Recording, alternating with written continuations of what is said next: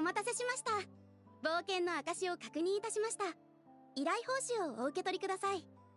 ご協力ありがとうございました。緊急の依頼はもうないので。ひひまさかナドくらいでそんなこと。ここに来たばかりの頃はあちこちワイルドハントが発生してたし、ファデュイも騒ぎを起こっヒルチャールが大好きなスライムのタル爆弾みたいにいつ爆発してもおかしくない状態だったのに。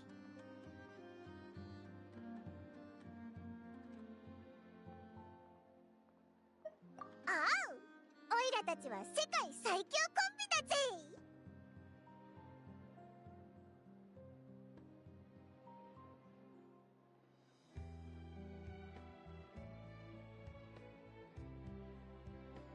お二人は期月の夜が間もなく訪れることをご存知でしょう。ああ、この前ランマでもナシャタウンでもやるのか。ナシャタウンの住民の多くはお祭りをビジネスチャンスとみなしていますから、背景は気にしていないみたいです。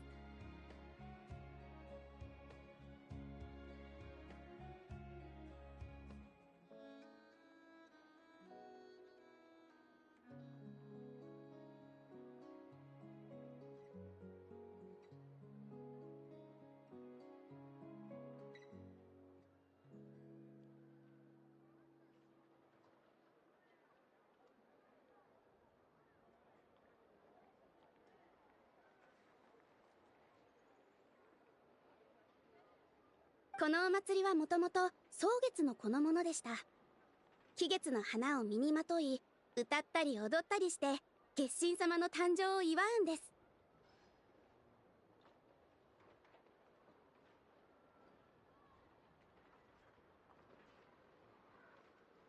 手作りの工芸品や食べ物をシェアした。興味が湧いて。そういえばナドくらいに着いた時、月の狩人の事件に巻き込まれて調査ができなくなってたけど、今ってチャンスじゃないか。ひひナドくらいで聞いたことわざの出番だな。探し物は石の下にある。探してる時にはなかなか見つからないものも、探すつもりがない時には出て、他にやりたいことがないか考えながら、なんとなく宇宙。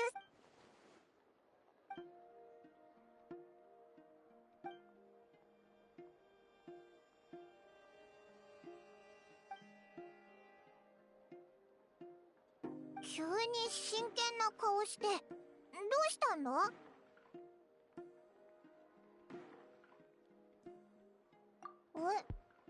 コルンビーナの体調が気になるのか。確かにな。でも結局博士は一度も出てきてないし、何をしてるのかもさっぱりだよな。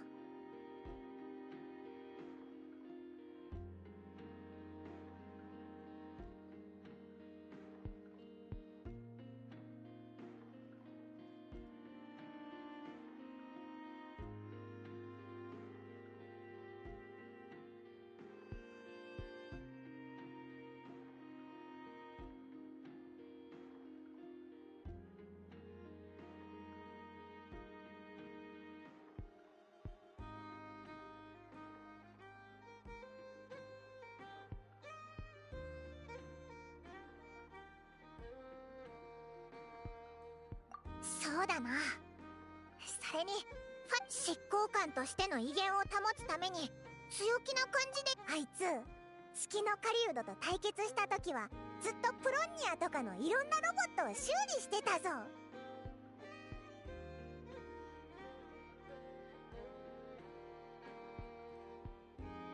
自分が他人からどう見られてるのか気にし始めると、ますますプライドが傷つけられるもんなんだよな。まさか。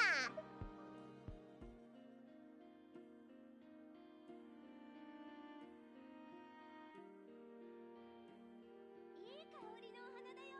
プレゼントにも飾り付けにもぴったり。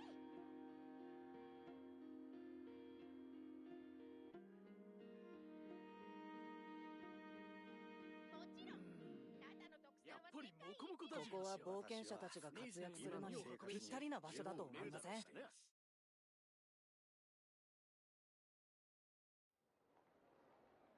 うされましたか？なんでもない。コロミーナの話。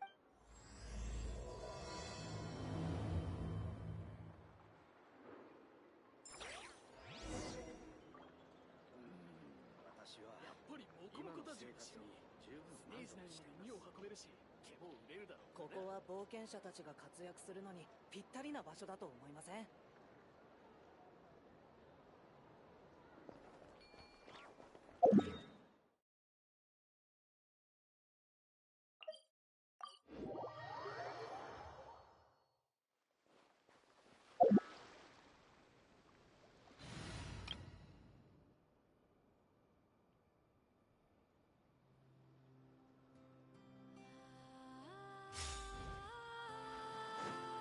行くよ。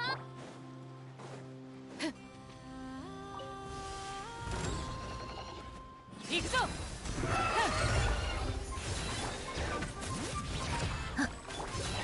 加速するよ。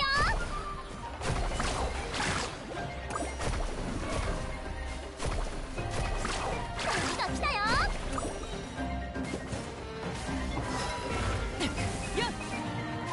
やるかテア。どれ分け山の地。歯食いしばれよ。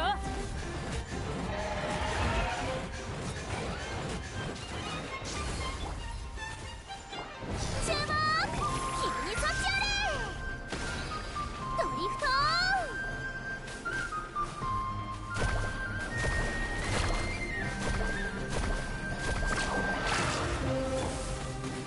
手加減なしだね。はっはっせっ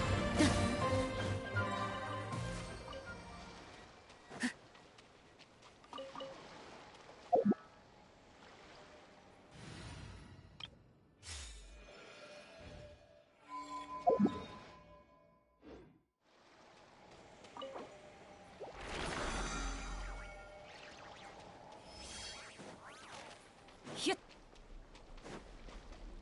しっ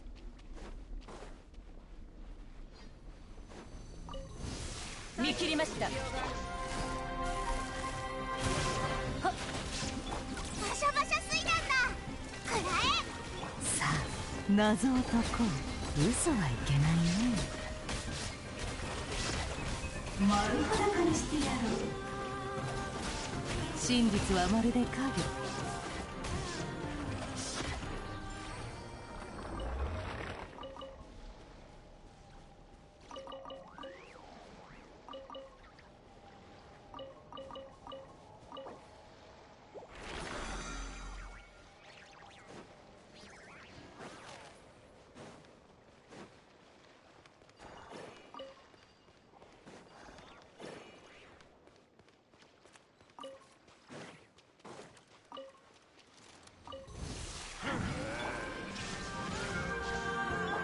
かかれ。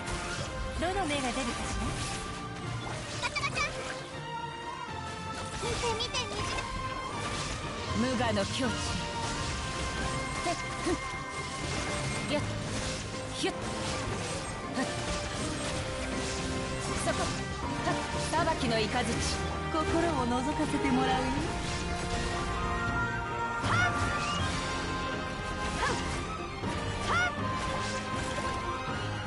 水遊びの時間だよ。痛がっちゃいない。嘘はいけないね。素直に吐くんだね。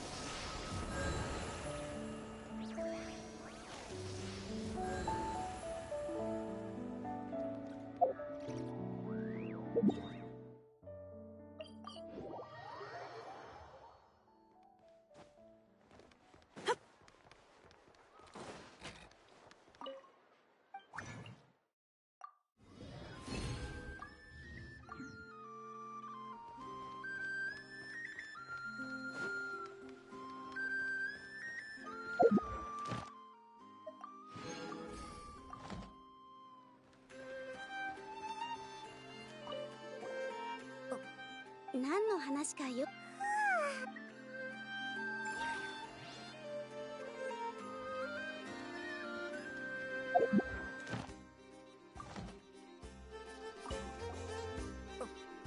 何の話か。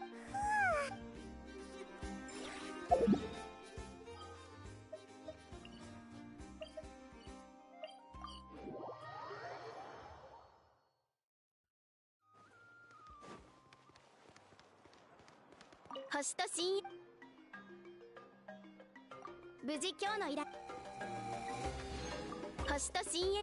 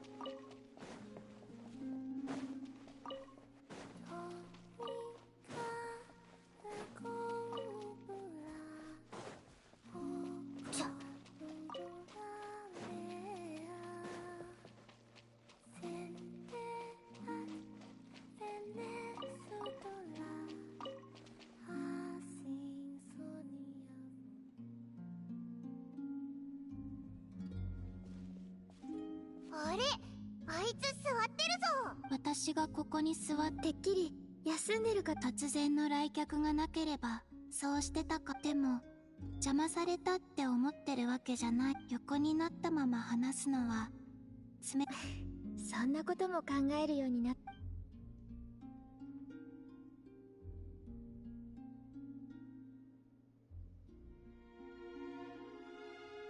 た。たまにね。最近君や君の仲間たちのことを思い出すことがあるの。思い出にはぬくもりがあって不思議で、あたたっ故郷へ帰るときはやっぱり月に私はこのテイワットにとどまればいつの日かきっと崩れて寂しいけど。どうやって帰るつもり？もうすぐ期月の夜が来る。その日この土地の空爆は最高潮に。わかったぞ。コロンビーナを発射するってこと？それだと偽りの空に衝突。それよりかはもっと優しいやり方だけど、その比喩は面白い。おいらのユーモアを分かってくれて嬉しいぜ。あっという間にお別れの時間だね。そうだね。幸せな時間は短く感じるもの。私はずっとこの土地をあてもなくさまよって、別れの時にも引き止められはしないんだと思っても、こうして私の手を握ろうとしてくれる人がいる。これって私の答えを待って。君は旅人。今を楽しむ。それだけだよ。そうそう。あんまり深く考えることないぞ。なるほど。だったらあんまり嬉しそうに聞こえないな。そう？君なら分かって。嘘。会った時から機嫌が良さそうなの。冗談だったの？でもそれはあんまり面白くない。それで私を訪ねてきたのはあれのためだよね。手を出して。別の相談があるの。じゃあ祝福はいらない？いる。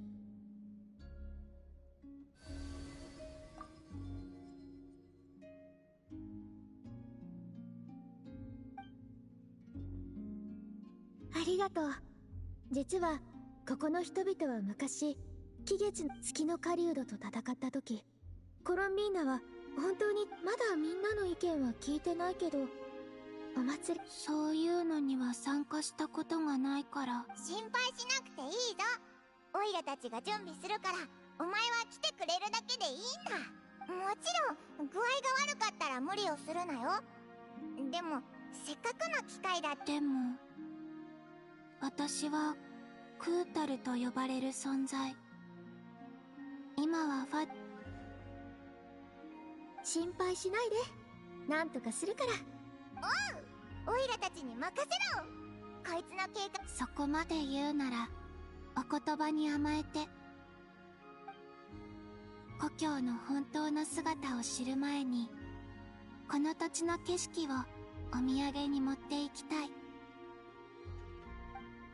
そうだ、もしラウマに会ったら代わりに必要ない。よくわからん。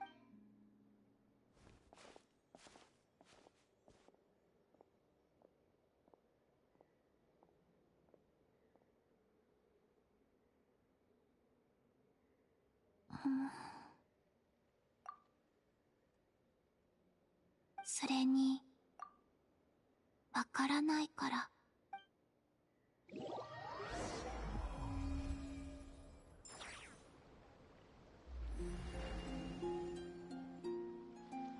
コロンビーナも承諾してくれたことだし、他にも参加したいやつがいないか聞かないとな。季月の夜の伝統に一番詳しいのはラウマだよな。まずはラウマの宝に行こうぜ。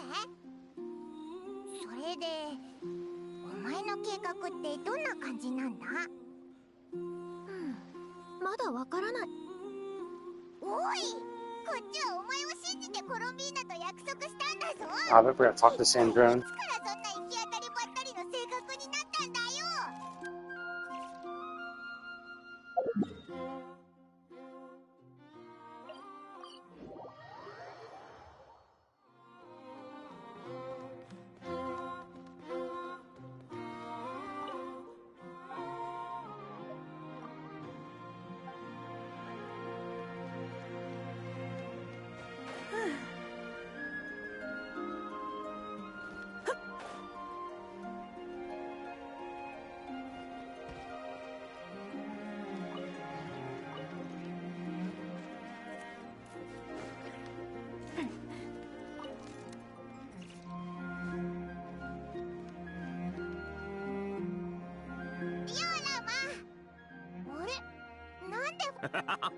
さてな、バルカさんはナシャタウンを代表して気月。ま、そうとも全然違うじゃないか。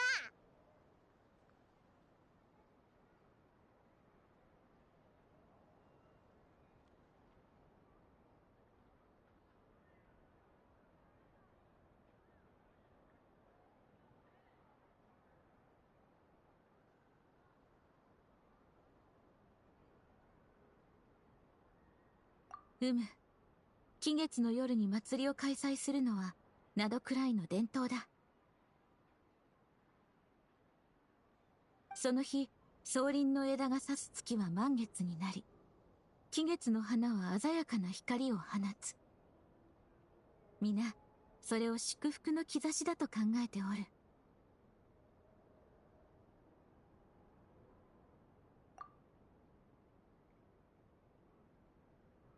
That's interesting. So, the ripple that's coming out of that pillar should have only existed because I did the world quest around this area.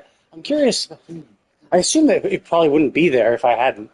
Because this is just an in-game cutscene, so it's basically what the world looked like in your world at that time. So, yeah, I guess you could not have that cool effect in the background if you didn't do any world quests. ましてや月の狩人の大事件が起きた後だ。大変な思いをしたみんなからすりゃ、縁起のいいことにはあやかっておきたい。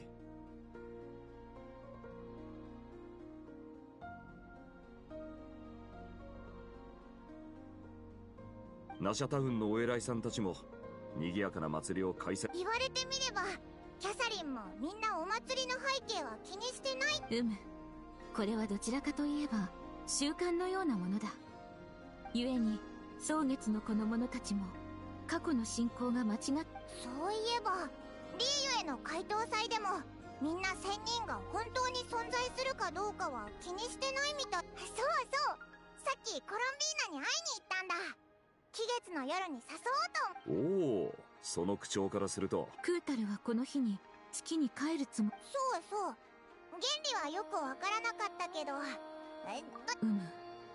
実はクータルが参加される以上特別な準備をしなければな。そうそう、あいつ公の場に出るとまずい。蒼月の子の彫刻はとても細かく作られておる。誰もがやっぱり解決策なんかすぐには浮かばないよな。何、大したことじゃない。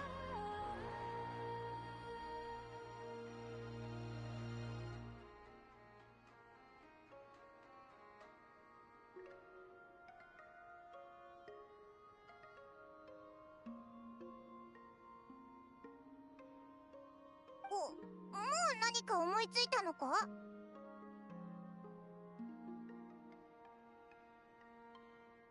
そういうわけじゃないが、祭りで一番大切なのは。I mean, can't you just wear a mask? It's like, oh no, her face is known to everyone. So I guess then put a mask on her. For fuck's sake. 準備してる。Give her a hat or a hood. 参加者の人たちも楽しむに楽しめないだろ。さすが自由の都。モンド人ってポジティブだよな。ファルカさんの言う通りだ。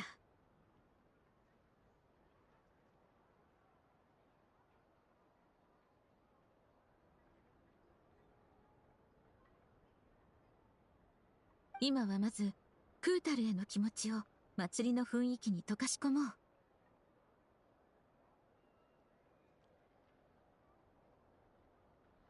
探し物は石のおいらが言ったのと同じことを言ってるぜ。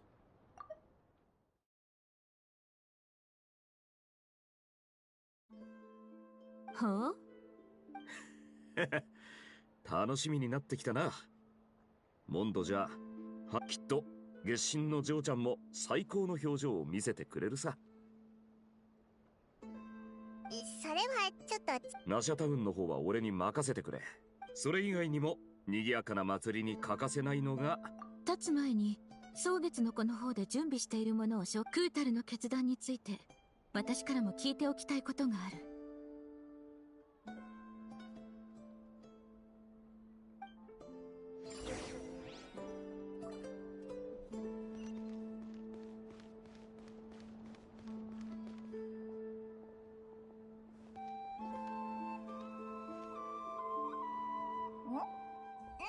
これ、こいつらなんだか楽しそうだな。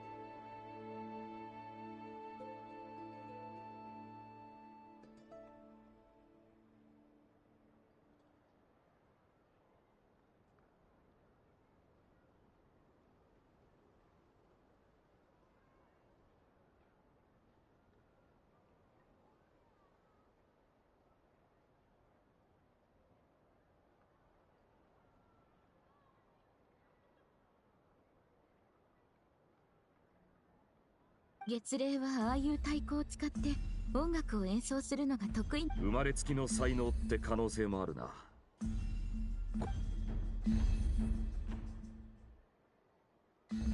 オンノタル。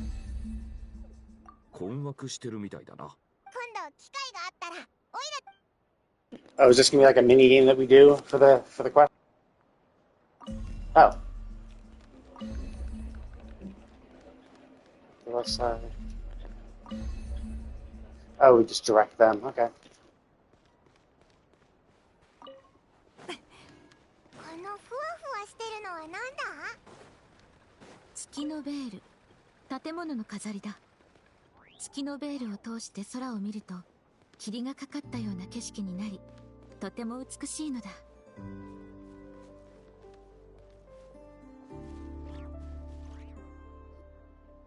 みんな忙しそうだな。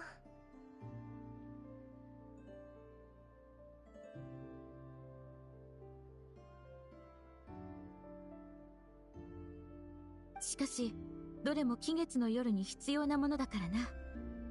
例えばここで制作している彫刻は先ほどファルカさんと設置場所を確認。そうだったのか。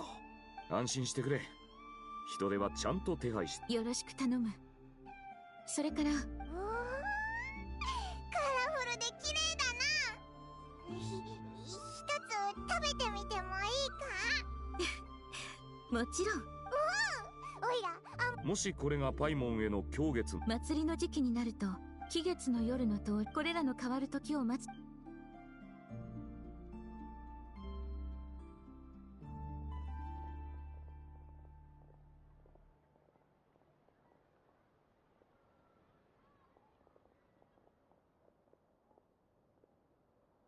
これくらいにしておこう。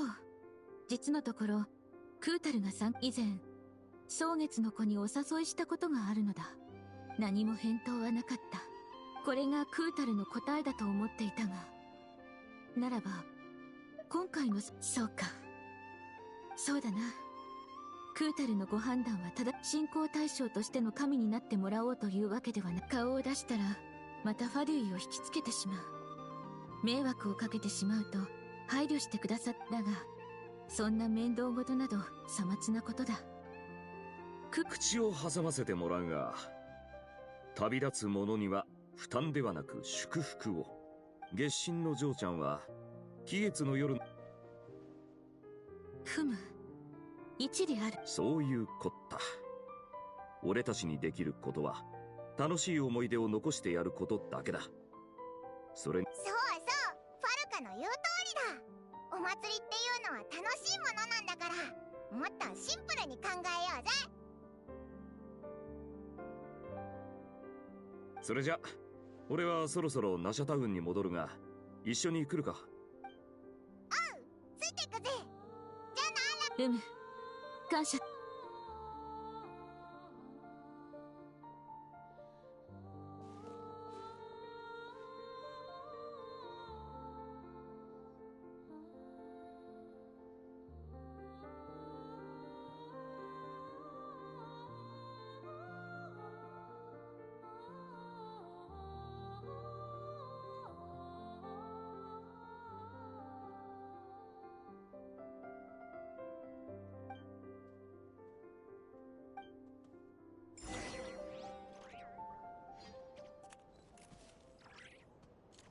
Wait, I got.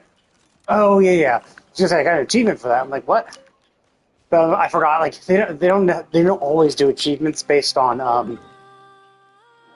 They don't always do achievements based on like chapters or whatever.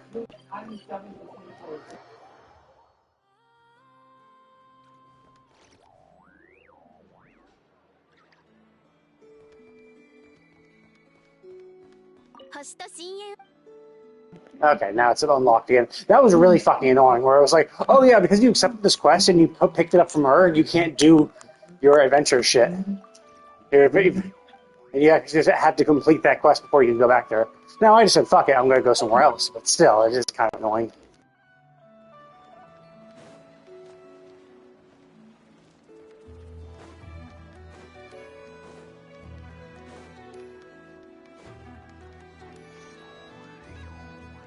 Oh, wait, whoops, wrong way.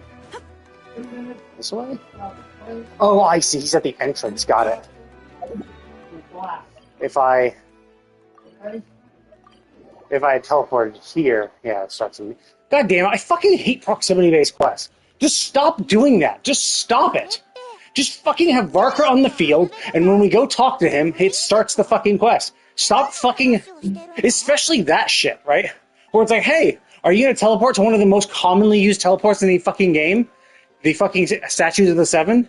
Oh, cool. Well, let's put a proximity-based quest right next to it. So if you are not planning on doing the quest, you could accidentally trigger it. It's just like, dude, it's just annoying. And they just never fucking learn.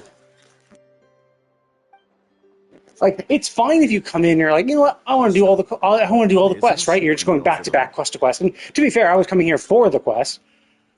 But I just know that, like, there are times when I don't want to do the quest right away. Or what happens if I'm like, you know what? I need to take a break, so let me go do my dailies.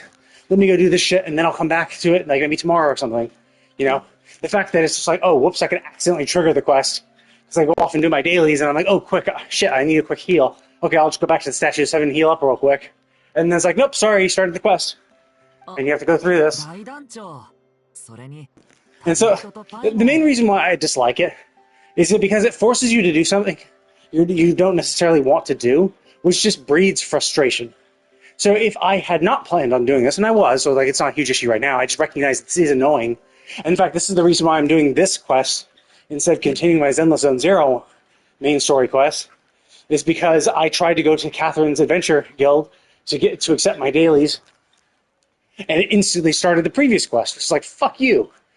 And I didn't want to start it last night, so I just quit the game and just fuck it. And I'm locked in, and the second I logged into the game, it would instantly start the quest, so I was basically fucked. Which is just annoying. Now this time I'm like, okay, I'm prepared, I want to do it. But it's still, like, the fact that it still exists and they keep doing this is just really fucking annoying. Because basically whenever you're forced to do something you don't want to do, even if it's something you do want to do in general, but just don't want to do right then and there, you're going to be, like, frustrated.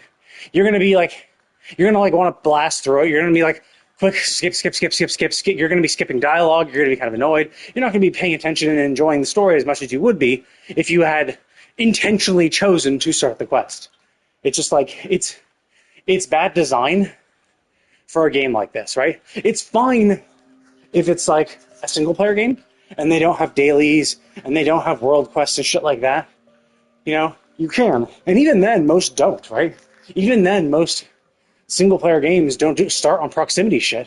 Some do, obviously. I mean, there might be some proximity triggers, but basically, it also, because there's a limited number of things you can be doing, and most of the reason you're going to be playing the game is to start a particular something, means it's like, yeah, you know, it's whatever. So yeah, anyway, I just don't like it. I don't like it when they do it. It's annoying. It's something that provides no benefit, but provides a negative when they fuck up, right?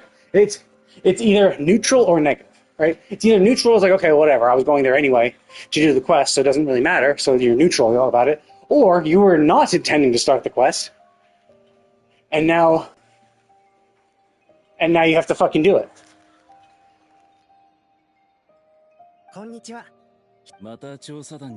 Because there's no way to back out of this. There's no way to be like, oh shit, I want to press circle and then back out of the quest entirely. No, you're stuck in it. You either have to skip the dialogue and get through it, and you can never do that quest again. So, you know, if you skip through it or are not paying attention because of frustration, you know, you've missed key shit that you're never going to see again. 信じられないぞ。正確に言うと、お前が言ったんだろう。何驚いてるんだよ。だいたい半分しか当たってないじゃないか。僕が説明するよ。僕たちはフリンズさんとナシャタウンの北の方で会ったんだ。その時野外でアビスの魔物を見かけたんだけど、なんだか変だなって思った。近づいて調べてみたら、それは実在するそれって見えるけどさ。そう。Oh, it's like the Kuvaki of the world? Because they said the Kuvaki is rising. So is the Kuvaki creating shades of the past or something like that? 聞いたことがある。おっしゃる通り、期月の夜に近づくと、距離が離れていると、僕が通りかかった時、ドゥリンさんとアルベドさんは情報を共有し合って、もう一度調べたけど、虚栄は無害だと判明したから。よく聞く話じゃ、動物とか石とか。同じく。ですので、どういう計画で動い。数日前、アリスさんから僕とドゥリンに実験に協力してほしいって連絡があったんだけど、その後連絡が取れなくなってしまってね。まあアリスさん、風はいつ吹くかわからないけど。確かにあいつらしいな。だったら一緒にこの情報の多さと速さに関してなどくらいであいつの右に出るやつはいないぞ。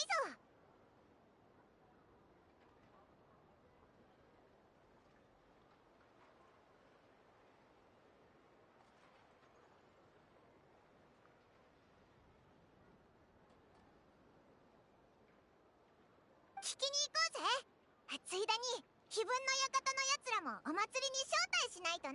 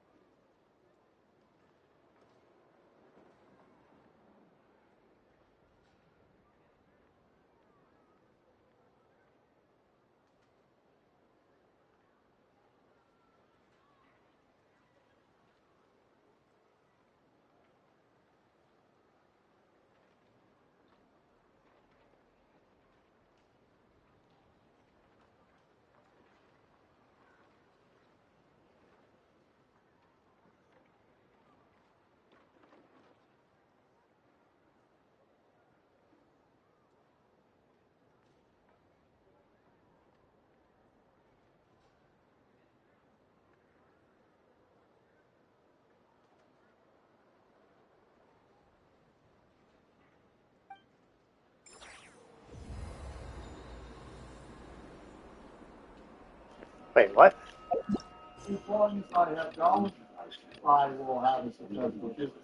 Oh, this one. Oh, yeah. That's Now this is fine for the most part. See, the cool thing is this is a way to actually stop it from going into effect. But I can't actually go into the thing and focus on the quest, which I think is good. Before they didn't used to have this. Before it was basically what you had to do is you had to you had a quest that had an NPC that you need. Too bad, do the quest. You had to do the quest, or else you were basically stuck.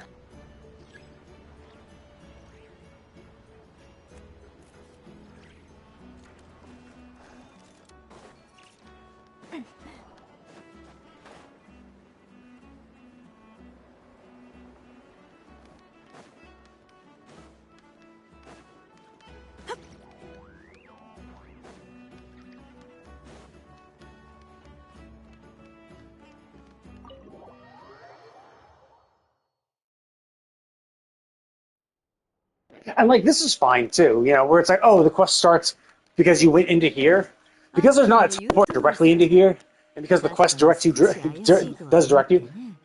The opening of the door, I would say, is confirmation, all the confirmation you really need. I just dislike the proximity ones where it's just oh, no matter what, because if you don't focus on a quest, it doesn't tell you where it is.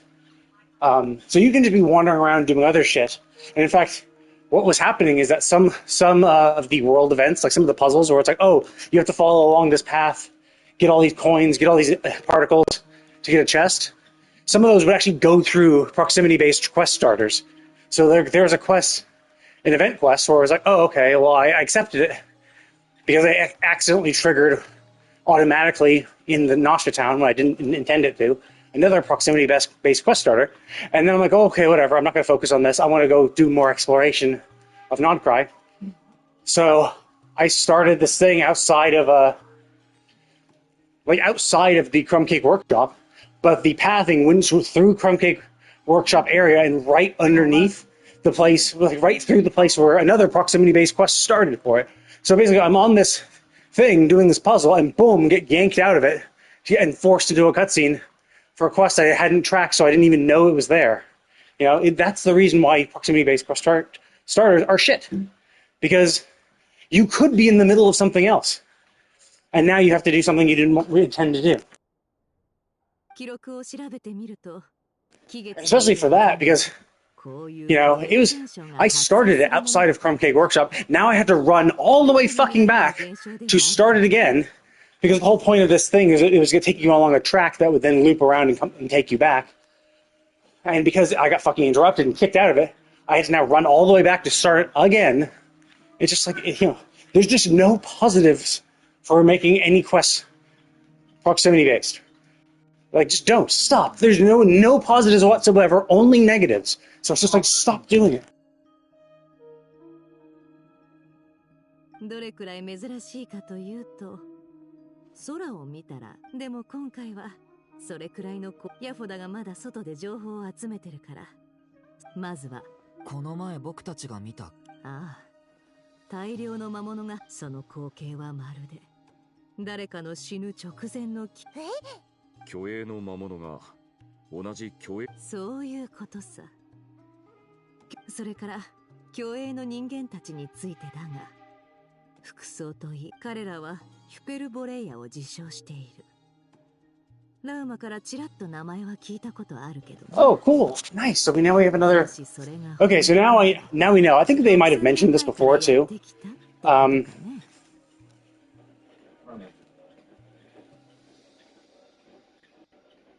I think they might have mentioned it too. That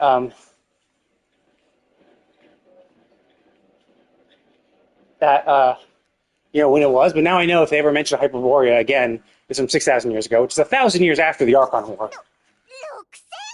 調べがいがありそうだね。アルベド、お前がいて助かった。Which then leads a little more credence to the fact that the Archon War might be the war that happened when the Abyss Dragon came back and what shattered the moons, because if these are Abyss creatures, there shouldn't have been the Abyss on the planet until after the Abyss Dragon came back, is my guess. That's what I'm thinking. So that would make sense. Because I was going to say, like, were they just fighting? Like, my initial theory back in the day was that the Archon War was, like, after the second Descender appeared, they chopped him up into pieces and made him into Gnosis, and the Archon War was the Archons fighting amongst each other about who would gain the Gnosis. But it could be that maybe that's not the case. Maybe the impetus for the war was the Abyss Dragon, and it was the fight against them that led against that dragon and the Abyss, and the Descender maybe. Maybe the Descender, that's when the Descender appeared too, perhaps. And only after they won did they chop up the Descender into bits to make the Gnosis.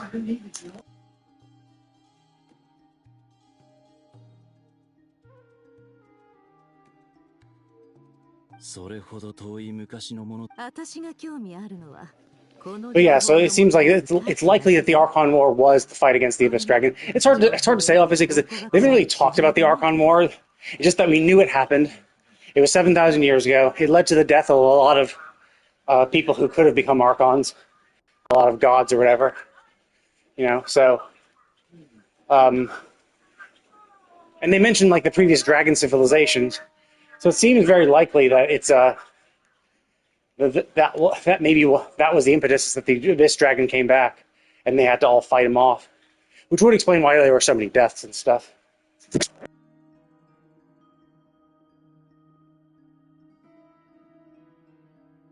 この辺りの情報を整理すれば、なるほどな。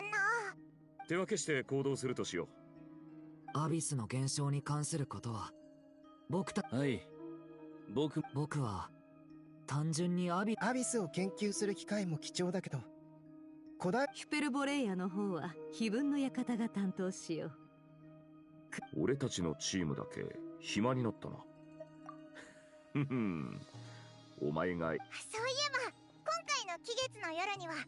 こりゃまた意外な。もちろん私は問題ない。街中お祭りムード、ヤフォダも賑やかなところが。Well, even if they were, it's not like she's so desperate for work, she has to stay open 24/7.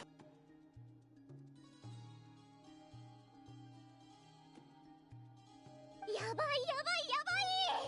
噂をすりゃ賑やかなのが違う。本当にやばいんだ。なんか賑わってるな。とにかくみんなく中に入ってくれ。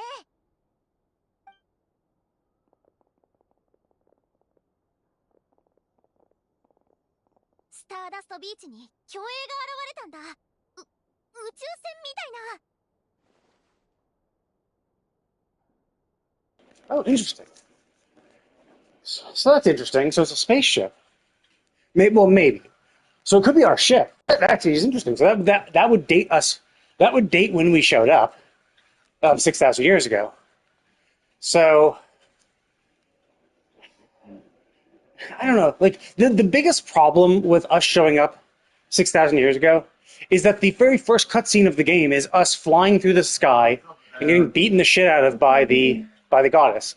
So it could be possible we still landed 6,000 years ago, stayed in cryogenic sleep for a while, and then got out and flew around and got bitch slapped. I don't know. It's kind of tough to say, you know. Because the idea was that the thought was that us being trapped and kidnapped and fucked over by the goddess was something that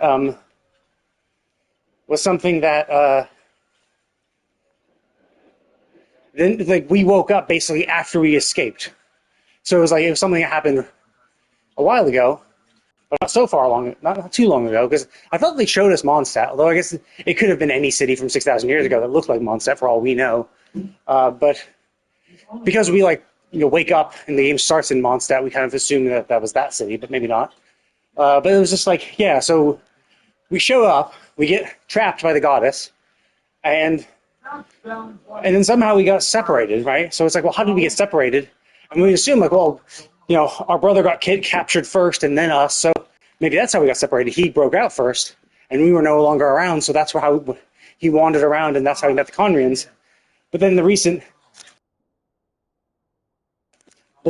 quest didn't make any sense, because it's wait a minute, when that Conrian girl went to our brother with the key to our spaceship, he went back to the spaceship and saw that we were still there in cryogenic sleep. But it's wait, what? So our brother knew where we were the entire time? So then why the fuck was he with the Conrians in the first place, you know? If he knew where we were, then why was he there? You know? Why didn't he wake us up? So that's what always is so confusing, because it was it just throws the timeline of these first events into question, where it's wait, what the fuck happened? Are they retconning it? Did we never actually get into that fight? Or is it something that happened maybe 6,000 years ago? We escaped, we got out of our ship, and then maybe both of us, maybe our brother, maybe she just threw us to the side. So maybe she trapped us, and then a few thousand years later, I guess that could be it. Maybe we both were out. Maybe we both escaped at the same time, but our brother woke up first, found our body next to him, so he went and dropped us off on the ship in the cryogenic sleep thing to keep us safe, and then wandered the world, and that's when he met the Conrians. Maybe it just up until that quest, the kind of assumption I had was that we got captured right away, and our brother escaped first from whatever prison we were being kept in, whatever dimensional prison we were in, and he didn't know where we were at the time, and we only escaped 500 years later, at the start of the game. But now it's oh well, no, actually our brother knew where we were the entire time. We were in our ship somehow. So then how did we go from being trapped by the goddess to safe in our ship, right? So that was always so confusing that I haven't really explained it yet. I assume maybe the next time we meet our brother, that he's going to talk about, maybe what he experienced with the Conrians. Maybe he'll tell us how he went from fighting the goddess to being out and free. 宇宙船？それってお前がテイワッタに着陸？なんだ、あんたらも知ってたのか。いや、待て、宇宙船に乗ってきたって？そっちの方がすごいじゃないか。宇宙船の中ってどうなってるんだ？自由に。そうだぞ、お前はすごいぞ。本当に一番、そうかな。あたい、そんなにすごいかな。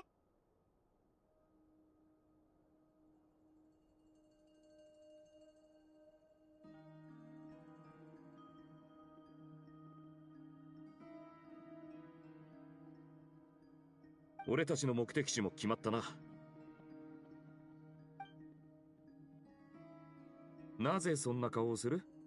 おっと、宇宙船と俺に何の関係が。そうだな、一緒。じゃあそれぞれの調査が。みんな良い収穫 I'm があ kind り of ますように。 curious. Did she say she found the shade? Well, that's the weird thing, though. It's like, even if the Kuvaki was, like, reproducing animals, right? 'Cause that would be a shade of, like, a living thing. And, like, living things have energy. Kuvaki is energy, so it's understandable that that would be the case. But an inanimate thing like our ship seems kind of a weird thing to recreate. Unless maybe it's not. Maybe it is just purely actually making the past look like the past. Like a time dilation type thing. Whatever. Hard to say. I mean, it is what it is, I guess.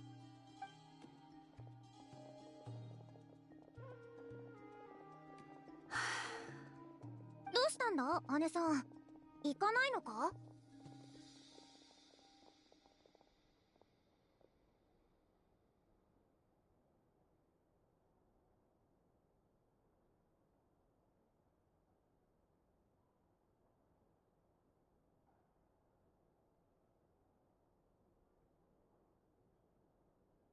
非分の館の情報やたるものが無償で情報を出すなんてね。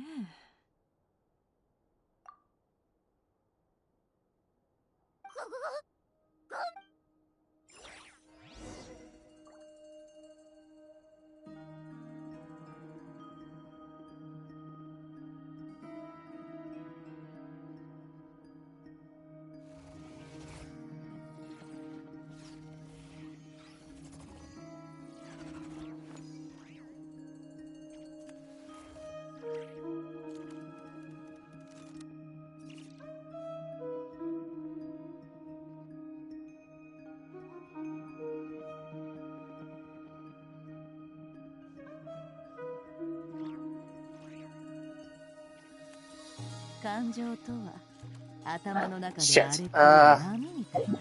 Crap. Damn. I've already been streaming for a bit. And I don't really... I can't... Well, not really I can't. I just don't want to. それを無理に沈めようとする。Shit.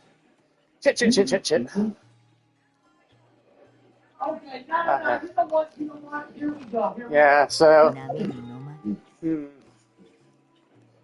So I don't really want to do that at the moment. But what is the current on this? Oh, I can pick between any of them. Oh, it's a... Wait, is it a pick together? Or can I pick any of them? Oh, okay. So for a limited time, I can pick anything. Okay. Let's see. What does Columbina need? I should have actually looked up what she needs so I can pre-farm her shit. Oops, wrong one. She needs the moon. And that would be the most logical thing for Columbina. And she also needs the moon. But it could also be Llama. Because Llama needs the other... Llama needs... Like, I don't think it'd be the bird, although she has bird wings, so maybe this will be hers. I just have the... Oops. Shit. I just had the least number of them.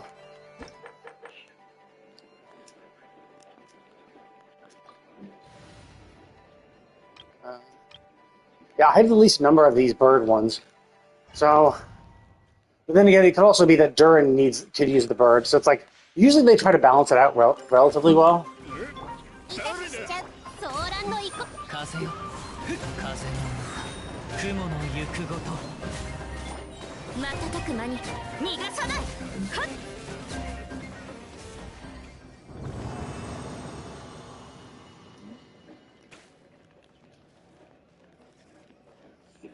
Yeah, I like Jing.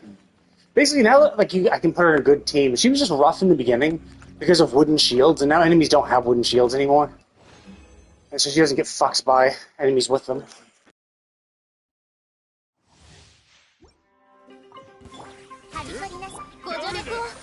風よ行け。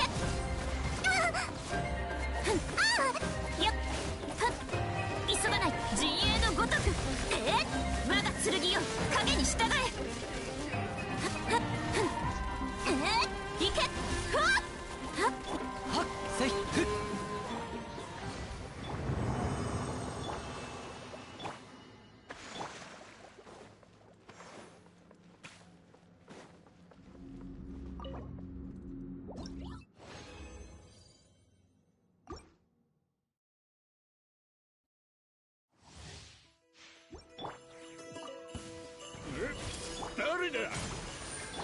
せよ。雲が借りなく時。悔しい。 Oh my fucking, that is so fucking annoying. This has happened more than once. It's basically, I got fucking caught up in this fucking bullshit fucking thing. Motherfucking fucking, I hate how they fucking stagger their fucking attacks. It's like, I'm gonna go now. I'm gonna go shortly afterwards, so that you can get fucked by both of them. It's like, dude, fuck you. But yeah, like, that's what's so fucking annoying about this fucking thing, where it's like, yeah, I'm gonna charge up this fucking attack, also be fucking flying in the fucking air so most melee people can't hit you. It's just fucking annoying as fuck. But also, it's like, he starts his charge attack, and it just fucking destroys you instantly, because it has 500 attacks all in one fucking second. And so you go from full health to nothing in a literal second. It's like, dude, fuck off.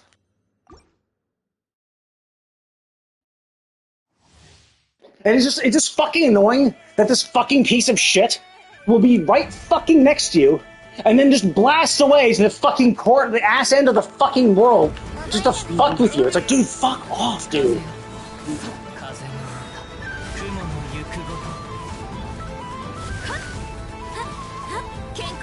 Yeah, and I did it again. So now, guess where it's not? In the fucking circle! It's not in the fucking circle because it ran in the middle of bumfuck nowhere. It's like, dude, fuck you, you fucking asshole! It's just like, it's such a fucking annoying fucking thing. Any enemy that runs away from you is dog shit. It's just fucking annoying. It's so fucking annoying to have an enemy that charges through you. It's just like, dude, fuck you.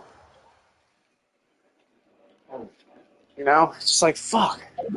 It's just so annoying to deal with enemies like that.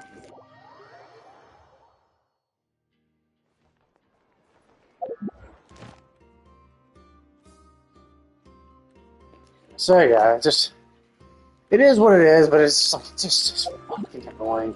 Because like, it's never fun. It's never a mechanic that people are like, oh cool, that made the fight more engaging. Cool, thank you for introducing a mechanic that takes the enemy out of the group. So now you can no longer AoE down the group because this one fucking piece of shit ran the fuck away. And if you timed it really fucking poorly, can also instantly kill you if with his charge while you're in the middle of doing something else. It's like, dude, fuck y'all. So yeah, anyway, but that is enough. I wasted a little bit more time spending some of my resin. Now I'll be able to just condense it tomorrow without worries. It also give me time to check up on what Columbina will lead, so I can kind of pre-farm that shit. Oh, actually, let me put a 10 pull into this. I want a Jehoda. I don't expect to get a Jehoda, but it'd be nice if I did.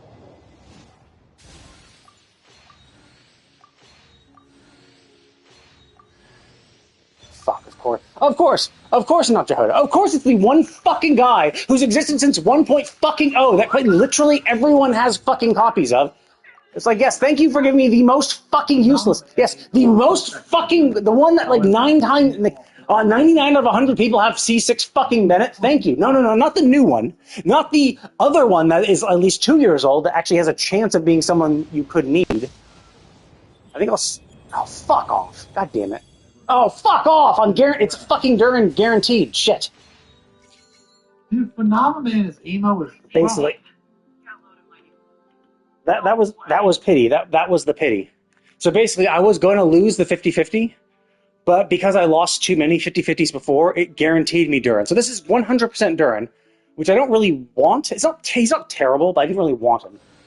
I wanted a Jehoda. Which, I mean, maybe I can still get a Jehoda, maybe? Cool. Like, he's not terrible. I just don't want him. And this is kind of like why you don't pull on banners. Oh, hey, I at least got Jehoda, though. Okay, cool. Well, I mean, cool. At least I got... Yeah, because I'm pretty sure that was my 20th pull. I didn't... Yeah, like Nefer was exactly 20... Well, not exactly, but obviously, I'd gotten Nefer 3 pulls ago before I even did these 2 10 pulls. So, cool. Yay. Yay. I got an early 5-star. But like I want Columbina, and I'm going to be pulling on Columbina next patch. So it does kind of suck that now I mean, I guess it's not bad per se, you know, because like I'm only like sure all I really lose is the 20 pulls, right? That's all I really have lost because now I have to start from scratch. But like I was already at scratch, so it's like, yeah, it's not the end of the world. The problem, what really sucks, is that that was my pity. I lost, so I'd been losing so many 50-50s that I had pity on that, and that pity could have gone towards guaranteeing a Columbina next pull if I lost my 50-50 again. So like that's what kind of sucks. It's like shit, right? Like I would have been guaranteed a Columbina. Well, not guaranteed. I don't know how many times I lost 50-50, but basically, after you, I think you, if you lose two 50-50s in a row, after you get the guaranteed 5 stars, the third one has a 20. If you lose the 50-50 of that third one, you have a 25 or a 50% chance of winning. So essentially, that third 50-50 is really a 75-25 of getting the rate up character. Because if you lose, you get that special little animation saying, oh, look, we flipped the coin again. And because, yeah, you got a tails this time, but because you got a heads on the second time, you you get it. And then if you still fail, so if you lose that 25%, if you lose the 75-25 for the third pull, then the fourth one is 100% guaranteed. So basically, you lose your 50-50 3 times, so you get the standard banner and then the rate up three times in a row. And then the fourth time, you will guaranteed to get it for the first time. You don't even roll for the 50-50. You instantly get the pity. So it definitely makes it easier to get, but it is a shame because all I wanted was now I kind of got to pull the weapon too, or else you'd be kind of shit. Anyway, I'll think about that later. But I mean, cool, yay, I got him, hooray! But yeah, unfortunate. I just wanted Jehoda. I mean, at least I didn't pull that much. At least I didn't like waste even more pulls. But then the fact that I got him means I'm probably gonna pull for his weapon, which means that's and down even more. So that's shit. Because like, I really kind of want to get the weapon too, especially because both limited 5 stars are, both weapons are the limited 5 star.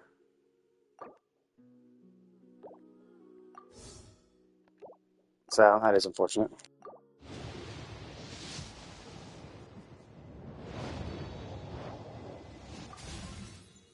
So let's quickly just pull these. Let's just pull all my primos on this to see if I get lucky.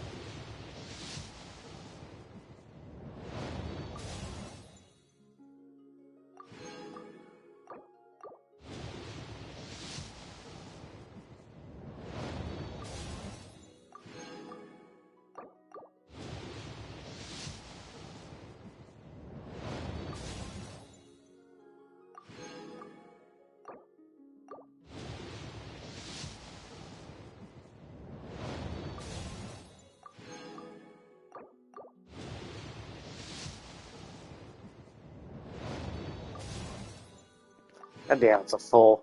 So now let's just try for the best. Let's see. Yeah, this should be.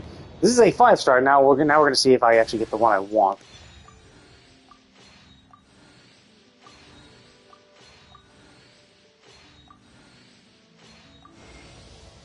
Fuck off! Are you fucking kidding me? It is a 75% chance to get a fucking rate up weapon, and I got the fucking 25 chance. Are you fucking kidding me?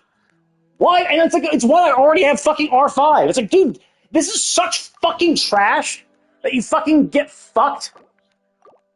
Fuck off. It's so fucking annoying dealing with this bullshit.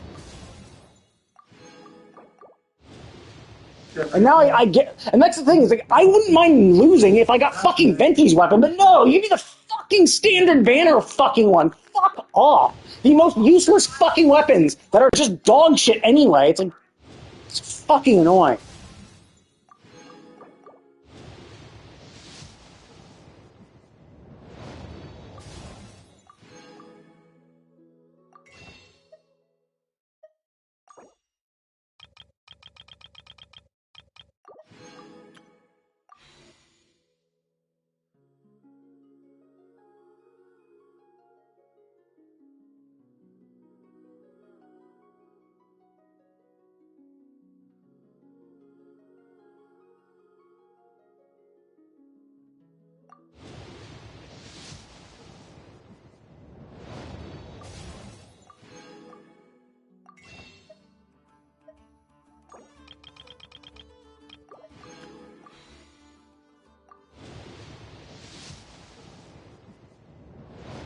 So this is guaranteed to be it. But it's just like, come on, man. Like, really? Like, you really gonna fuck me like that? You're gonna fucking give me the fucking standard fucking banner weapon? Like, fuck off. Like, if anything, it could have been Venti's. Like, losing it to Venti's weapon would have been fine, right? Because then the Venti, I would have had Venti's weapon.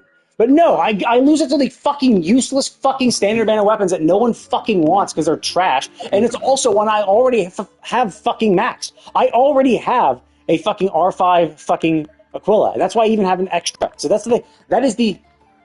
see, here's my R5 fucking Aquila. I don't fucking need it anymore. And so I kept this in case, like, oh, maybe I'm gonna, build that. I'm like, fuck, it's so fucking bullshit. Anyway, I'm gonna end call. Thank you all for watching. I will see you all next time.